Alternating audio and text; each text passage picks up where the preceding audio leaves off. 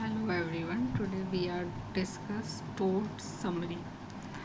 The poem Toads, written by Philip Larkin. ये जो थी Philip Larkin ने लिखी थी. Talks about the pressure of work. वो जो है काम के प्रेशर के बारे में बात करते हैं. And how it controls our life. और बताते हैं कि काम ने उनकी लाइफ को कैसे कंट्रोल किया हुआ है. The poet compares work to a toad. वो जो है लाइफ को एक टोड से कंपेयर करते हैं. समथिंग हैवी, कुछ हैवी, अगली, गंदा, and always sitting on his back. उनकी कमर पर बैठा रहता है. He feels that work takes away his life. उन्हें लगता है कि काम ने उनकी ज़िंदगी छीन ली है. Happiness and freedom.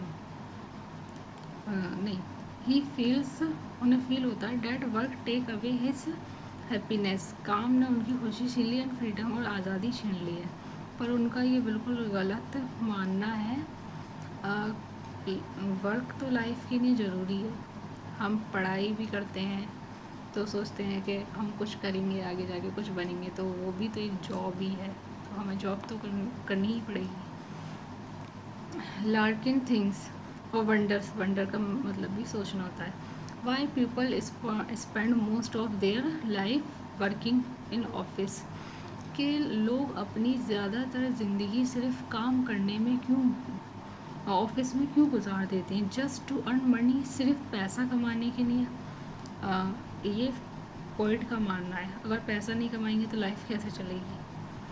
He wants to live a free life without doing boring job. वो जो है एक आज़ाद ज़िंदगी जीना चाहता है बिना काम करे. और विदाउट वर्क तो लाइफ ही नहीं चल सकती. ना मनी होगी ना लाइफ चलेगी. तो लाइफ के लिए पैसा भी तो ज़रूरी है. तो उसके लिए जॉब तो करनी पड़ेगी. He sees people like bagger and artist.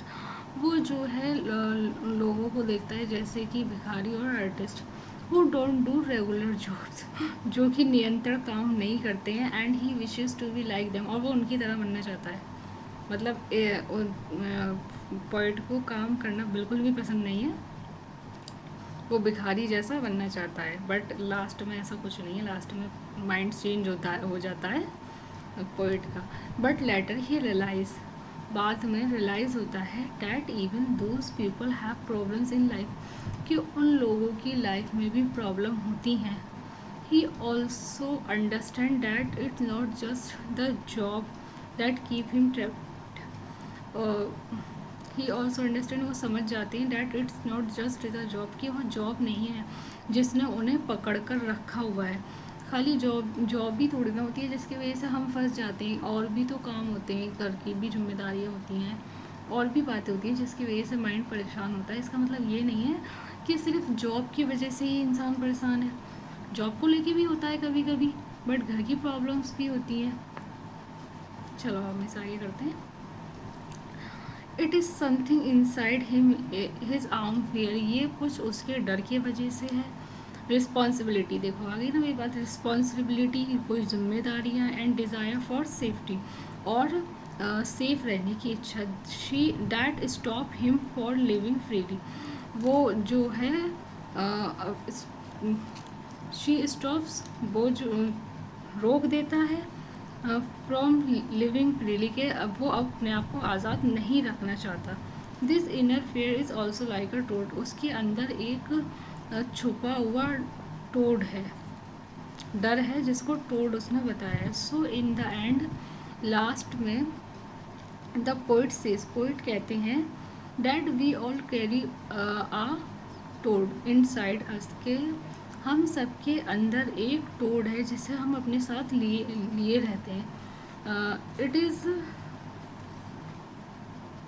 Is not easy to escape work because we need money and security. हम जो है ये आसान नहीं है काम को छोड़ना. बिकॉज क्योंकि we need money and security. क्योंकि हमें पैसा और सिक्योरिटी की ज़रूरत है. अब वही बात आ गई ना जो लास्ट में रियलाइज़ हो गया कि जॉब करना ज़रूरी है, मनी भी इम्पोर्टेंट है. बिकॉज विदाउट मनी तो हम लाइफ स्पेंड ही नहीं कर सकते. हर चीज़ की नहीं ज़रूरत होती है। This poem shows the struggle between freedom and responsibility. ये कविता क्या दिखा रही है? ये कविता दिखा रही है कि फ्रीडम, आज़ादी एंड रिस्पॉन्सिबिलिटी, इन दोनों के बीच पोइट जो है स्ट्रगल कर रहा है कि उन्हें आज़ादी भी चाहिए और पर उनके पास रिस्पॉन्सिबिलिटी भी है। It uses the toad as a symbol for both job and inner fear. उन्होंने जो है टोड को दोनों ही माना है, सिंबल भी माना है जॉब का एंड इनर फेयर का भी। ये समरी मैंने छोटी ही बनाई है क्योंकि एग्ज़ाम है इसका एक दिन बाद, इसलिए हेल्पफुल है एग्ज़ाम के लिए। मतलब कुछ नहीं आ रहा है तो समरी ही लिख दो, ये इतनी इसके लिए हेल्पफुल है आपके लिए। और ये आप देख लो शायद लिखने के लिए।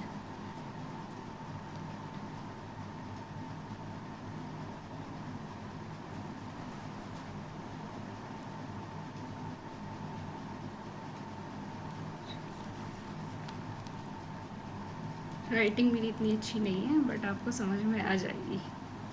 बाय, फिर मिलते हैं किसी और वीडियो के साथ।